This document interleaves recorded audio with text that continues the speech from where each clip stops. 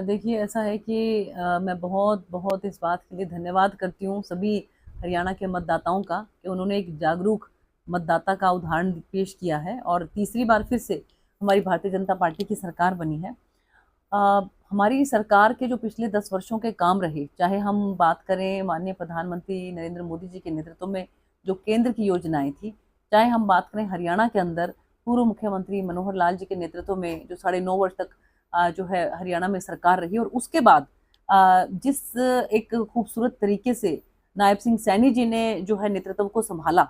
और मुख्यमंत्री के तौर पर उनको केवल 3-4 महीनों का ही समय मिला, लेकिन उन्होंने सबके दिलों में अपनी जगह बना ली और इसलिए जो है हरियाणा के मतदाताओं ने जो है वो तीसरी बार हमारी भारतीय जनता पार्टी की सरकार हरियाणा में बनाई है। तो मैं सबको बहुत बहुत तहे दिल से इस बात के लिए धन्यवाद करती हूँ और बहुत बहुत मुबारकबाद भी देती हूँ, बधाई देती हूँ। 15 तारीख को तारीपोशी हो रही है, इसको लेकर क्या कहना चाहोगे? पीएम भी आ रहे हैं वहाँ पे। जी बिल्कुल, देखिए पहले भी प्रधानमंत्री जी जो हैं हमारे जब भी हरियाणा की जो है मुख्यमंत्री पद का शपथ ग्रहण हुआ है तो उसमें वो पधारे हैं और अब भी जो है जहाँ तक मुझे अंदेशा है शायद 17 तारीख को जो है माननीय प्रधानमंत्री जी जो हैं वो और सभी केंद्र के हमारे जो वरिष्ठ नेतागण हैं सभी वो लोग पधार रहे हैं और शपथ ग्रहण समारोह के अंदर उपस्थित होने के एग्जिट पोल लिए। को क्या कहना चाहोगे? जिस तरह कांग्रेस हो रही थी चारों तरफ। ये एक भ्रम जाल जो है वो फैलाने की कोशिश की गई थी और उसका असर हमारे यहाँ रतिया में तो देखने को मिला कि लोगों को बहुत बड़ी गलतफहमी थी कि कांग्रेस की सरकार आ रही है और उस गलतफहमी के अंदर वो बहते चले गए। लेकिन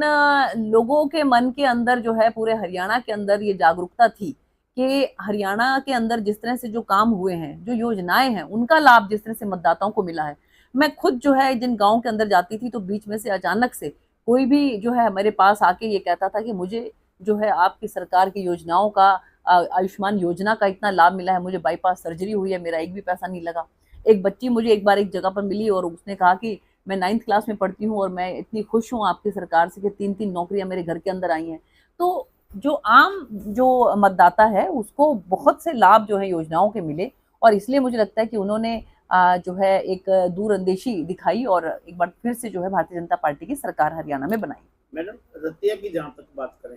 आपने पहले भी चुनाव लड़ा, अब भी चुनाव लड़ा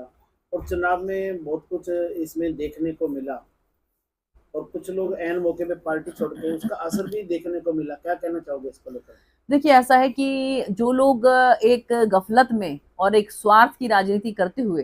भारतीय जनता पार्टी को छोड़कर और जो है वो कांग्रेस पार्टी का दामन जिन्होंने थामा, तो मुझे लगता है कि अब उनको महसूस हो रहा होगा कि वो जो है स्वार्थ के साथ और सत्ता के साथ चलने वाले लोगों में से हैं। और इसके साथ-साथ एक मैं आपको एक खास बात आज बताना चाहती हूँ कि बहुत से लोग ऐसे होते हैं कि जो ऑलरेडी ताकतवर लोग होते हैं ना, उनको प्रोटेक्ट करने के लिए प्रतिनिधि बनते हैं।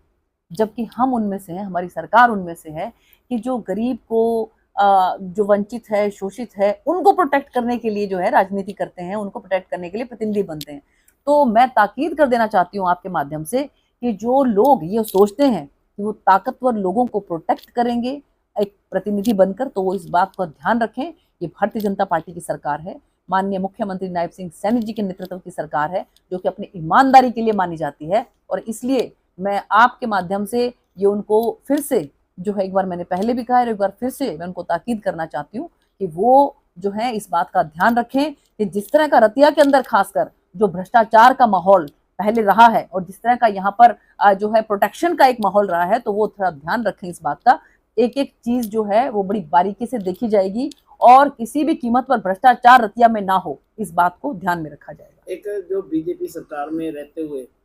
अच्छे पद भी ले गए थे और मलाई अच्छी खाई, उसके बाद वो कांग्रेस में चले गए, अब दोबारा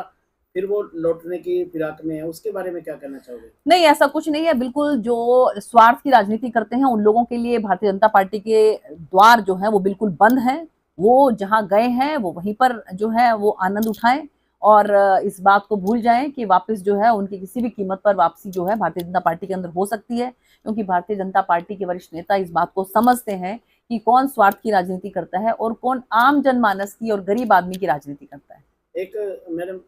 चुनाव आप हार गए, विपक्ष यहाँ पे विधायक बन गया, तो उसको लेकर आगे 5 साल उम्मीदें बहुत है लोगों पे, लोगों को भारतीय जनता पार्टी खासकर आपसे, तो आगे 5 साल कैसा रहेगा आपका भी? देखिए, बिल्कुल 5 साल लगातार मैं लोगों के बीच में बनी रहूँगी। मैं जिस तरह से सांसद बन के भी लोगों के बीच में रही और लोगों के मैंने जितने काम कराए सांसद बनकर, मुझे नहीं लगता कि आज तक पहले कभी भी किसी सांसद ने, सिरसा के सांसद ने इतने काम करवाए होंगे। उसी तरीके से अब जब मैंने चुनाव लड़ा है एक विधानसभा का, तो इस विधानसभा को भी प्रोटेक्ट करना, इसका ध्यान रखना, यहाँ के आम जनमानस की समस्याओं का ध्यान रखना, वो मेरी ज़िम्मेवारी है। आपने एक चुनावों में बात भी कही थी कि अब मैं प्रॉपर रतिया में ही रहूंगी, रतिया में मैं अपना निवास लूंगी, यहीं पे रहूंगी, क्या ऐसा होगा अब? बिल्कुल ऐसा होगा। मैंने जो है इधर-उधर बात की है, जहाँ कहीं पर भी मुझे ठीक तरीके से कहीं कोई आवास की सुविधा होती है, तो मैं ज़रूर यहाँ पर जो है वो रहूँगी और लोगों के बीच में ही रहूँगी। और बाकी जैसा कि मैं आज जो है आपके सभी कार्यकर्ताओं से मिलने के लिए यहाँ पर उपस्थित हुई हूँ और शाम को जो रतिया के अंदर दशहरे का कार्यक्रम है, उसमें मुख्य अतिथि के तौर पर भी मुझे जो है आमंत्रित किया गया है, तो उसमें भी मैं शिरकत करने वाली हूँ। तो समय-समय पर ऐसे ही जब भी कभी लोगों के बीच में कोई समस्या होगी या कि मुझे जब भी किसी के यहाँ पर कोई सुख-दुःख में जाने का होगा, तो मैं ज़रूर जो है शामिल होंगी उसमें। एक वो कर लेंगे।